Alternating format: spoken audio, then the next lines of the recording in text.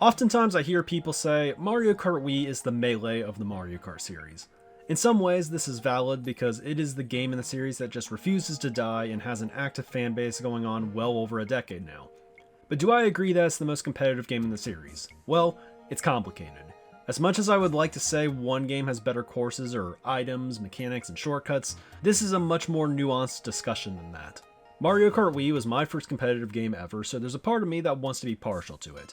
While I was a huge fan of that game growing up, I would describe myself as a Mario Kart fan first and foremost. And when new games are released in the series, I want to try them. There are a lot of things I enjoy about each game in the series that makes them unique. I would say I had more fun playing MKWii than I did MK7 for instance. But when MK7 was the newest game, I had no trouble putting MKWii in the backseat and shifting my focus over to 7. I really enjoyed my time playing that game, and I felt like it had a lot of different strengths. The same thing happened when Mario Kart 8 originally came out as well. A lot of people who know me believe me to be a Mario Kart Wii hater, and I don't think that this is a fair take at all. To this day, it is still my most played game of all time, with me clocking over 5k hours on it, but I won't lie, all the nostalgia I had for the game has dissipated as the years went by, usually opposite to what normally happens. This is largely due to the fact that despite me not playing the game much anymore, I never stopped hearing about it really. I was in a community that shared the same website with the active MKWii community, and let me tell you, those players were very outspoken. There was a lot of hostility thrown MK7's way when the game launched. A lot of people were just dismissive, but a lot of people threw jabs at the game whenever they possibly could. People could not stop talking about how it was bad and couldn't live up to Mario Kart Wii, and some prominent influencers in the community even made a video that ended in them destroying a Mario Kart 7 cartridge at one point. As someone who shifted focus to 7 at the time, I couldn't help but feel that it actually hindered the growth of the game a little bit. This became public discourse inside and outside of the community, and it wasn't really cool to be an MK7 player. When Mario Kart 8 came out, more people defended it as it was a home console game, but the cycle did kind of repeat itself. It's really stupid to think about all these proclamations in hindsight. If you feel the need to constantly remind people that something is better, that is typically a sign that it might not be. If it truly is what you say it is, people would just know. Deluxe, on the other hand, has become a game with unending content, surpassing MKWii in sales in the process. And while Mario Kart Wii is still very popular, Deluxe is the favorite Mario Kart game of a lot of casual Nintendo fans these days, and it is easily accessible to them and quite fun. Deluxe's community growth has clearly not been hampered by outside discourse in any way whatsoever, so I'm not really bothered by what narratives are spewed out anymore. There are prominent people who still hate on it, but it's whatever, the game is still thriving. The discourse surrounding the Mario Kart series at this point is that Deluxe is the ultimate MK game, but the real ones know that MKWii is the best competitive game, or the Melee of the series, if you will. If that's what people's take is on the matter, then fine by me, but I don't agree with it, and I don't really think that there is a Mario Kart game that is head and shoulders above the rest in competitive viability. MKWii is not in the top half of tech-heavy Mario Kart games, and I no longer think it is the best of the modern games as well. This is because I prefer Deluxe. But let's actually start to compare and contrast now. In my mind, both Wii and Deluxe have one major strength over the other. Mario Kart Wii, in my mind, is a game that is better for a single player. This is because the individual player has more ways to protect themselves, and leads feel a little bit safer. Holding items for longer periods of time is a better strategy in this game, which results in less items being used in general. This is largely because there's a limit to how many of a specific item can be in play at once, and that number is only one for many items. Deluxe has more items in play in most situations, and the middle of the pack is so deadly that it just feels impossible to navigate sometimes. A common strategy in free-for-all formats in Deluxe is to sandbag heavily to stock up on coins, because driving forward sometimes just puts you in awful situations. When comparing the top players of each game, the top MKWii players have higher win percentages in their solo player events than top MK8D players do. However, I feel that Deluxe is a game that is much more enjoyable to play in team formats, or 6 vs 6 if you will.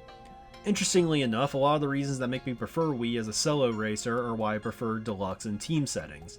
Playing in teams drastically reduces what you would call item spam, meaning that the middle of the pack is much more controlled in teams play. Yet, there's still more items, you just have to be very deliberate in how you use them around teammates. Teams play in particular feels very rewarding for skilled players. This is because it heavily rewards those who are able to deliver hits to opponents, while punishing those who are unable to do so. Getting hit in this game costs you coins, so it is a larger disadvantage to get hit than in Mario Kart Wii. Yet because you are less protected from items like red shells in this game, you have to be accurate to take advantage of it all. When players get hit in solo formats, the best strategy immediately becomes to bag for coins and 2 powerful items. This works in solo formats because the players up front are still going to be threatening to each other and trying to hit each other. If you do this in a team match though, it typically is not good for your team. This is because if your opponents were able to win a face-off in the front of the pack, the survivors on their team will get to front run for free with little opponent interference. While Mario Kart 8 is more hectic for each individual player, being able to group up with teammates provides a massive advantage as a result. Blue shells are rarer in Mario Kart 8, and teammates can use the super horn on blue shells for each other as well. With the threat of red shells effectively gone when running with teammates, front running is incredibly overpowered. This makes sandbagging significantly worse in 6 vs 6 because you can no longer rely on people up front to face obstacles if they are teaming together. There's a cost to everything, so wasting time getting coins and items may not actually do anything for you if you can't rely on opponents to get hit. Teams are really a game of mismatches with advantage and disadvantage states. The lightning bolt or shock is the item that is easily the most important item in teams for both games. The big difference here is that there can only be one in play at a time in Mario Kart Wii, while multiple shocks can be obtained in Mario Kart 8. Because it's so powerful, Mario Kart Wii team matches at the highest level feature one player on each team driving backwards with the sole purpose of obtaining the item so their team can either use it or hold it. Obtaining it provides a gigantic advantage, and while there are obviously strategies to maximize your odds of pulling the item, luck can sometimes be your undoing. Pulling the bullet bill, an item commonly found in the same positions as the shock, will massively decrease your odds of getting the shock and increase your opponent's odds. Additionally, a player can still get it in 9th place out of sheer luck, and while less likely, the lesser player can win significant battles in crucial moments. Mario Kart 8 Deluxe largely fixes this problem by introducing multiple shocks at once. If someone were to drive backwards to pull the item in this game, it doesn't decrease the odds of their opponent pulling one on the lead lap. This makes the strategy of going backwards obsolete in this game. One reason me and my buddies don't really revisit Mario Kart Wii team matches is because none of us want to drive backwards in matches for our one game of the year. I appreciate that in Mario Kart 8 if you bag, not pulling shock doesn't necessarily end your race, because you can still attempt a comeback when being on the lead lap. You also don't have to dedicate someone to the task in Mario Kart 8. Every player on a team is just expected to do what is best for the group at all times. Sometimes that's front running, sometimes it's sandbagging, sometimes that's playmaking. No player is reduced to a single task like in Mario Kart Wii, because you have to go at the start of the race if you want to maximize your odds of pulling the shock.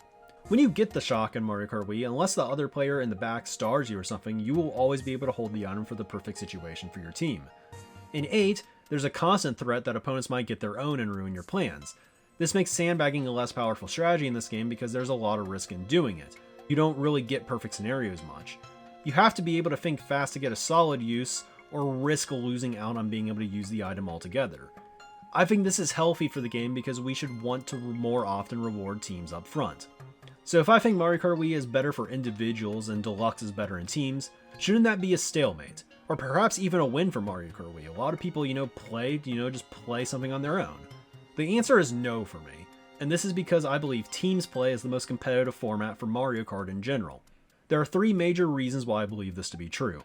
First off, and perhaps the largest reason, is because playing in teams heavily decreases the impact of RNG on these matches. For those looking for a deep dive into this, I made a video about this topic a long while ago. I'll try to put a card up and have a link in the description. A quick summary is the following. It is easy for one person to get unlucky, but a bit harder for 6 people to get unlucky. Playing in teams is a great way to increase your sample size of randomness without increasing the length of your matches. And the greater the sample size, the more likely you are to get the expected outcome, which is even luck across the board. Number 2. Solo tournament results are frequently impacted by the decisions of third parties. Let me give you an example. Say there's one race left in a match, and it's between you and one other person to win the room.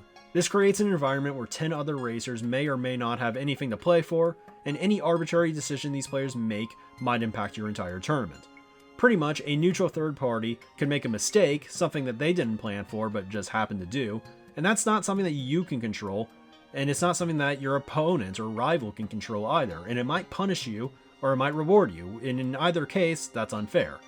An interaction like this is something that may not be earned or deserved. I've also discussed it before in the same video series as the one I posted in the last point. Lastly, I think having teammates adds a lot to the game. It adds skills such as teamwork and communication, and makes you think about your actions and item usage a lot more critically to win. On top of this all, I find playing with teammates to be a much more rewarding experience in general. So in summary, I see this mode of play as more important because I think naturally the series is at its best when played in teams. You will never take the RNG out of Mario Kart without ruining the entire premise of the series, but teams do a lot to not just mitigate its impact, but to actually make use of it. The fact that I see team matches in Mario Kart Wii as borderline dysfunctional is a huge problem for me because it limits the peak potential it has as a Mario Kart title. I know modern Mario Kart is largely a strategy game rather than a racer, but to me, there's something that just feels very wrong about driving backwards in a racing game. And while I will always enjoy Mario Kart Wii, this is just a big reason why I have no problem saying that Deluxe is my preferred game. Mario Kart Wii was the most fun I ever had playing a video game, let alone a competitive one. The best moments I've had playing Mario Kart were playing MKWii team matches as a teenager actually, and I started at the bottom of the MK community food chain. At that level and time period, me, my teammates, and opponents all drove forward, not doing the optimal team strategies. This wasn't because the strategies weren't good back then, we just didn't know any better. It was an absolute blast and just the definition of ignorance is bliss. Despite loving the present, I do miss those days. I can't unlearn what I know now about the game, but I will always remember the fun I had playing it growing up. There will be a time where I stop playing Deluxe seriously as well. It'll all be part of the natural cycle. But I think the important thing is to just enjoy each game for what they are, because each one holds something unique that's special in its own way.